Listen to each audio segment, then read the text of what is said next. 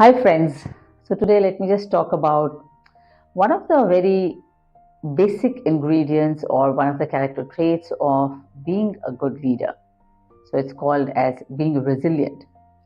Though one of the traits or characters which is quite unnoticed, but then one of the important, foundations which goes into being a good leader is being resilient. So what does resilience really mean as when you're talking about the leadership? It means that how a leader can maneuver and adapt through the adversities, through the challenges which he faces when he's dealing with the people, with the situations, with the things all around him, the profitability, or whatever you may call it as that kind of a position. So being resilient is one of the key ingredients of being a good leader, not only showing it, but actually living it within yourself. And I believe coaching is one of the good approaches where one can actually help oneself to develop that quality of being resilient. So one of the first character traits which comes to my mind is about being self-aware.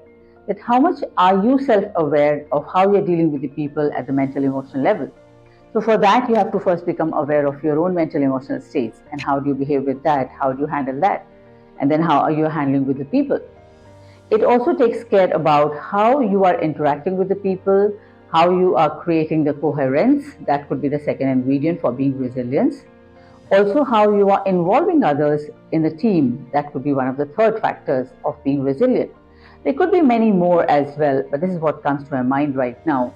So let me tell you one of the examples when I was actually coaching a CEO and very good in numbers, very good in creating profitability and all those kind of stuff. But he says, when I'm actually talking to the team, and especially when it is an interactive session and when they're giving their opinion, actually I would in my mind, I would just put them aside, and in the end I would say, okay, this is what it is and please go ahead and do it. But as he was coached and he used his own coaching approach, he developed that resilience within himself to listen to others more deeply and intently.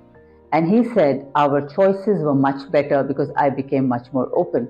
And I displayed the resilience in every meeting when I had. And it actually became a trait, and it also started displaying in his own family with his kids around himself.